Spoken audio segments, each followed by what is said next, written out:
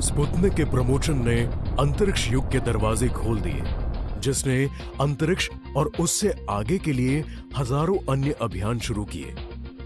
कई लोगों के लिए क्षितिज अब आगे का रास्ता बन गया है। भारत में अंतरिक्ष कार्यक्रम की शुरुआत डॉक्टर विक्रम साराभाई के नेतृत्व में भौतिक अनुसंधान प्रयोगशाला से हुई। इसका जन्म तब हुआ जब देश गरीबी, बेरोजगारी, कम उत्पादकता, भोजन की कमी और खराब बुनियादी सुविधाओं के खिलाफ जूझ रहा था। इस परिदृश्य का मुकाबला करने के लिए डॉक्टर साराभाई ने उपग्रहों के उपयोग द्वारा शिक्षा और देश के विकास के सपनों को साकार करने का प्रयास किया। इसलिए भारतीय राष्ट्रीय उपग्रह प्रणाली की अवधारणा तैयार की गई और इनसेट प्रणाली के चरणबद्ध कार्यान्वयन के लिए अंतरिक्ष अनुसंधान के लिए भारतीय राष्ट्र समिति इनकोस्पार का गठन 1962 में किया गया था। डॉक्टर साराभाई जानते थे कि उपग्रह प्रणाली तैयार करने के लिए उपग्रह प्रमोशन प्रौद्योगिकी भी विकसित करना अनिवार्य है। इसलिए इसरो की पहली परियोजना के अंतर्गत थुम्बा रॉकेट लॉन्चिंग स्टेशन टर्ल्स की स्थापना की गई। एक तैयार भवन की अनुपस्थिति के कारण डॉक्टर साराभाई ने एक छोटे से समुदाय को चर्च भवन को सुविधा केंद्र के रूप में उपयोग करने की अनुमति देने के लिए मना सके। में भारतीय अंतरिक्ष अनुसंधान संगठन इसरो का गठन किया गया था। उपग्रह के माध्यम से विकास और शिक्षा के प्रसार के लिए भारत की पहली संचार उपग्रह प्रणाली ने टीवी कार्यक्रम कृषि दर्शन शुरू किया। एक ऐसा कार्यक्रम जिसने किसानों को फसल की उपज बढ़ाने की जानकारी दी। ग्रामीण आबादी के लिए शैक्षिक और विकासात्मक टेलीविजन कार्यक्रम के प्रसार में एक उपग्रह प्रणाली की प्रभावकारिता को साबित करने के लिए इसरो ने 1975 में महत्वाकांक्षी satellite instructional television experiment site की शुरुआत की, जिसमें भारत के 2400 रिमोट विलेजेस को शामिल किया गया। साइट दुनिया का सबसे बड़ा टेक्नो सोसाइटल प्रयोग बन गया। साइट से सीख लेकर एक कदम आगे बढ़ते हुए इसरो ने 1984 में खेड़ा ग्राम संचार परियोजना पर काम किया, जो अंतरिक्ष आधारित विकास संचार प्रयोगशाला साबित हुई। फिर आया वो वक्त जिसका देश को इंतजार था। पहला भारतीय अंतरिक्ष यान आर्यभट्टा इसरो की एक युवा टीम द्वारा विकसित किया गया था, जिसने भारतीय अंतरिक्ष कार्यक्रमों को वे सभी पंख और जोश दिए जिनकी वास्तव में आवश्यकता थी। इसके बाद इसरो ने अपनी उन्नति के लिए अंतरिक्ष प्रौद्योगिकी का उपयोग करना जारी रखा। इसरो ने भारत के पहले प्रायोगिक भूस्थिर संचार उपग्रह एप्पल को परिभाषित करना शुरू किया। पहला इनसैट 1982 में प्रमोशित किया गया। संयोगवश उस समय एशियाई खेल भी चल रहे थे। 1992-99 के बीच इसरो ने दूसरी पीढ़ी के इनसैट उपग्रहों का विकास शुरू किया, जिसमें सी, विस्तृत सी, केयू और एस बैंड ट्रांसपॉन्डर का संयोजन था। इसरो ने 2002 में मौसम संबंधी भूस्थैतिक उपग्रह कल्पना 1 का भी प्रमोशन किया, जिसके बाद इनसैट 3D और 3DR का भी प्रमोशन किया, जो संचार उपग्रहों में विश्व स्तरीय श्रृंखला माने जाते हैं। इन वर्षों में इसरो ने प्रायोगिक चरण, विकास चरण और परिचालन सेवाओं को सफलतापूर्वक पारित किया है और अब संचार, मौसम विज्ञान, सुदूर संवेदन, अंतरिक्ष और गहरे अंतरिक्ष विज्ञान और नेविगेशन उपग्रहों को सफलतापूर्वक स्थापित किया है। राष्ट्र के लिए परिचालन उपग्रह आधारित प्रणाली की स्थापना भारतीय अंतरिक्ष अनुसंधान की प्रमुख उपलब्धियों में से एक है। एड्यूसैट चंद्रयान 1 भारत का पहला मिशन चंद्रमा के लिए। मार्स ऑर्बिटर मिशन भारत का पहला इंटरप्लैनेटरी मिशन। एस्ट्रोसैट भारत का पहला स्पेस ऑब्जर्वेटरी मिशन। स्वदेशी navigation constellation. High throughput satellite तीसरी पीढ़ी के कार्टोसैट उपग्रह जैसी कुछ जटिल और चुनौतीपूर्ण मिशन है जिन्हें इसरो ने साकार किया है। दूसरी ओर उपग्रह का द्रव्यमान 37 किलोग्राम रोहिणी उपग्रह से बढ़कर 6 टन वर्ग GSAT-11 उपग्रह हो गया है। ऑन बोर्ड शक्ति 40 वॉट से लगभग 15 से 20 किलोवाट तक, GBPS तक की डेटा दरें, बेहतर नियंत्रण और पॉइंटिंग सटीकता और मिशन जीवन कुछ महीनों से बढ़कर 15 से 20 वर्ष तक हो गई है। प्रायोगिक चरण के दौरान एक रूढ़िवादी इंजीनियरिंग का पालन किया गया, लेकिन आज उपग्रह का संचालन एकल मॉडल पर आधारित है जो बस अवधारणा पर आधारित है। ऑन ऑर्बिट संचालन क्षमता की कुछ आसान ऑन ऑफ कमांड से ज्यादा जटिल हो गई है। अब उपग्रह के पास टाइम टैग्ड और समूहीकृत आदेश भी होते हैं जो जटिल से जटिल मैनूवर्स को भी बड़ी कुशलता से निभा लेते हैं। साथ ही स्पेसक्राफ्ट ऑटोनॉमी उपग्रहों को प्राप्त है। जहां तक उपग्रहों का नींदभार का संबंध है, नए नींदभार विकसित किए जा रहे हैं जो मिशन के उद्देश्यों को पूरा करेंगे। नींदभार डिजाइन में विभिन्न मापदंडों जैसे संकल्प, कवरेज, ऊंचाई, स्पेक्ट्रम, सिग्नल, डेटा दर, द्रव्यमान, आकार, शक्ति आदि में तकनीकी उन्नयन हुआ है। इसरो सहयोगात्मक प्रयासों में विश्वास करता है। यह उप प्रणालियों, निर्माण, संयोजन और परीक्षण गतिविधियों में उद्योगों को शामिल करता रहा है। वर्तमान में सार्वजनिक क्षेत्र में उपक्रम उपग्रह प्राप्ति गतिविधियों में इसरो का समर्थन कर रहे हैं। सभी प्रौद्योगिकियां अपनी सफलता को चिन्हित करती है यदि अंतिम उपयोग अच्छे के लिए है। टेली एजुकेशन और टेलीमेडिसिन इसरो द्वारा शुरू किए गए 2 प्रमुख सामाजिक अनुप्रयोग हैं जो देश के सबसे दूर और एकांत क्षेत्रों जहां शिक्षा और स्वास्थ्य में डिजिटल विभाजन को खत्म करने का प्रयास है। कई अन्य प्रयोग आज इन संचार उपग्रहों के माध्यम से समर्थित है। डायरेक्ट टू होम टेलीविजन सबसे ज्यादा दिखाई देता है। इसके जरिए टीवी ने सचमुच एक आम आदमी के घर में प्रवेश कर अपनाया। लंबे समय तक संचालन के लिए अन्य देशों को IRS डेटा प्राप्त करने में सक्षम बनाने के लिए पूरी दुनिया में नए भूकेंद्र स्थापित किए गए। IRS श्रृंखला ने भूमि उपयोग, मानचित्रण, समुद्र विज्ञान और जलवायु के क्षेत्र में अनुप्रयोगों में सुधार के लिए उपग्रहों की विषयगत श्रृंखला का मार्ग प्रशस्त किया। इन वर्षों में इसरो ने दृश्यमान, शॉर्ट वेव इंफ्रारेड और विजिबल नियर इंफ्रारेड क्षेत्रों में विभिन्न प्रकार के संवेदक विकसित करने की कला को सिद्ध किया है। यह सिस्टम अंतरिक्ष आधारित पृथ्वी अवलोकन डेटा विभिन्न स्पेक्ट्रल बैंड्स, स्पेशल रेजोल्यूशंस और स्वॉट्स में प्रदान करता है। यह सिस्टम फसल उत्पादन का अनुमान, संभावित मछली पकड़ने के क्षेत्र, शहरी नियोजन, आपदा प्रबंधन और कई अन्य अनुप्रयोगों पर डेटा प्रदान करता है। इसरो ने श्रीहरिकोटा द्वीप का चयन किया क्योंकि यह भूतुल्यकालिक और ध्रुवीय उपग्रह मिशन के लिए उपयुक्त पाया गया था।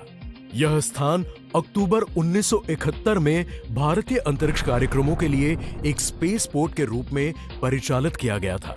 आज इसे अंतरिक्ष मिशनों के लिए सबसे अच्छे स्थानों में से एक माना जाता है। भारतीय अंतरिक्ष कार्यक्रम की यात्रा में एक प्रमुख मील का पत्थर 1980 में स्वदेशी प्रक्षेपण यान SLV-3 की पहली सफल उड़ान के साथ हासिल किया गया था, जिसमें 40 किलोग्राम पेलोड को पृथ्वी के निम्न भूकक्ष में स्थापित करने की क्षमता थी। इस सफलता के साथ समग्र वाहन डिजाइन, सामग्री, निर्माण, प्रणोदन, शक्ति, एवियोनिक्स, वाहन एकीकरण और प्रमोशन संचालन के लिए निर्भरता प्राप्त करने के लिए इसरो ने भारी GSLV Mark II और Mark III वाहनों को विकसित किया। 2001 में GSLV रॉकेट की प्रारंभिक कुछ उड़ानें रूसी क्रायोजेनिक चरण में सुसज्जित थी। केंद्रित प्रयासों के परिणाम स्वरूप इसरो ने C-12 क्रायोजेनिक ऊपरी चरण को विकसित करने में सफलता अर्जित की और स्वदेशी क्रायोजेनिक चरण के साथ GSLV Mark II की पहली सफल उड़ान जनवरी 2014 में हुई, जब GSLV D5 ने GSAT 14 उपग्रहों को प्रमोचित किया। GSLV अब एक प्रचालनशील यान है जो 2 टन वर्ग के उपग्रहों को भूस्थिर स्थानांतरण कक्षा में प्रमोचित करने में सक्षम है। Heavy lift GSLV Mark III, जो लगभग 4 टन वर्ग के उपग्रहों को GTO में रखने में सक्षम, ने दिसंबर 2014 में अपनी पहली प्रायोगिक उपकक्षीय उड़ान भरी थी, जब 3735 किलोग्राम केयर मॉड्यूल को 126 किलोमीटर की ऊंचाई तक ले जाया गया था। मॉड्यूल बाद में सुरक्षित रूप से अंडमान सागर के ऊपर उतरा और सफलतापूर्वक बरामद किया गया। GSLV Mark III D1 स्वदेशी C-25 क्रायोजेनिक ऊपरी चरण के साथ GSLV Mark III की पहली विकास उड़ान जून 2017 में हुई। यान द्वारा 3136 किलोग्राम GSAT 19 अंतरिक्ष यान को GTO में सफलतापूर्वक प्रमोचित किया गया। नवंबर 2018 में अपनी दूसरी विकासात्मक उड़ान में GSLV Mark III ने GSAT 29 उपग्रहों को सफलतापूर्वक प्रमोचित किया और अब यह इसरो का एक प्रचालनशील प्रमोचन यान है। प्रगति के इस सफर में इसरो ने हमेशा डॉक्टर साराभाई के वह शब्दों को दायरे में रखा, जिनका मतलब था, एक बार जब हम खुद को अपने सामाजिक मुद्दों से निपटने में सहज पाते हैं, हम अंतरिक्ष प्रौद्योगिकी के साथ प्रयोग कर सकते हैं, सीमाओं से परे का पता लगाने के लिए, मानवता की भलाई के लिए। 13 साल पूर्व 2008 में इसरो ने चंद्रयान 1 को सफलतापूर्वक प्रमोचित किया था। यह पृथ्वी के वायुमंडल के बाहर भारत का पहला मिशन था और इस तरह इसरो के अंतरिक्ष मिशन के नए युग की शुरुआत हुई। चंद्रयान 1 में Bharat, America, Britain, Germany, Sweden और बुल्गारिया में निर्मित 11 नींव भार थे। चंद्रयान 1 ने चंद्र जल योजना और ध्रुवीय क्षेत्र की ओर उसकी बढ़ती हुई प्रचुरता की खोज की और चंद्र वातावरण में अन्य आणविक पदार्थों के साथ पानी के अणुओं की संभावित उपस्थिति का संकेत दिया। जब चंद्रयान 1 का मून इंपैक्ट प्रोब चंद्रमा पर उतरा, तब इसरो भारतीय राष्ट्रीय ध्वज को चंद्र सतह पर फहरा सका। मार्स ऑर्बिटर मिशन को 2013 में प्रक्षेपित किया गया और इसने मंगल की कक्षा में 7 साल पूरे कर लिए हैं। इसमें 5 विज्ञान पेलोड है जो सभी भारत में निर्मित है। मिशन ने मंगल ग्रह का वैश्विक अल्बेडो मानचित्र तैयार किया है। डेटा सैट का उपयोग सतह, वायुमंडल, ध्रुव और मंगल की चंद्रमा, फोबोस और डीमोस के अध्ययन के लिए भी किया गया था। एस्ट्रोसैट को 2015 में प्रक्षेपित किया गया और इसने कक्षा में 6 साल पूरे किए हैं। एस्ट्रोसैट में 5 विज्ञान पेलोड है जो सभी भारत में निर्मित है। यह एक ही मंच से एक साथ कई तरंग दैर्ध्य में ब्रह्मांड का अध्ययन करने वाला भारत का पहला खगोलीय उद्यम है। इसने गामा रे बर्स्ट का अवलोकन किया और पृथ्वी से 9.3 बिलियन प्रकाश वर्ष दूर AUDFS O1 नामक एक आकाशगंगा से अत्यधिक यूवी प्रकाश का भी पता लगाया। इसने एक आकाशगंगा समूह एबल 2256 को देखा, जिसमें 100 से 1000 आकाशगंगाएं थी, जो ब्रह्मांड में सबसे विशाल गुरुत्वाकर्षण बद्ध संरचनाओं में से एक है। चंद्रयान 2 को 2019 में प्रक्षेपित किया गया और ऑर्बिटर में कुल 8 पेलोड है जो सभी भारत में बने हैं। इसने चंद्रमा के चारों ओर 2 साल पूरे कर लिए हैं और खनिज और पानी के बारे में व्यापक जानकारी प्रदान कर रहा है। यह हाइड्रोक्सिल और पानी के अणुओं के बीच स्पष्ट रूप से अंतर करने में सक्षम है। Chandrayaan 1, Mars orbiter mission, AstroSat और चंद्रयान 2 के डेटा का अभिगम भारतीय अंतरिक्ष विज्ञान डेटा केंद्र बेंगलुरु से किया जा सकता है, जो वैज्ञानिक और आउटरीच उद्देश्यों के लिए उपलब्ध है। आधुनिक समय में अपना रास्ता भटक जाना लगभग असंभव सा है। इसके लिए हम उपग्रह नौवहन के आभारी हैं। चाहे आप पृथ्वी पर कहीं भी हो, बस कुछ ही पलों में आपकी स्थिति को ज्ञात किया जा सकता है। भारतीय क्षेत्रीय नौवहन उपग्रह प्रणाली, जिसे अब भारतीय उपग्रह समूह नौवहन या नाविक कहा जाता है, भारतीय उपमहाद्वीपों के उपयोगकर्ताओं को 24/7 सभी मौसमों में 1500 किलोमीटर के दायरे में सटीक स्थिति प्रदान करता है, जो 20 मीटर से बेहतर होने की उम्मीद है और समय सटीकता 40 नैनोसेकंड से बेहतर होने की उम्मीद है।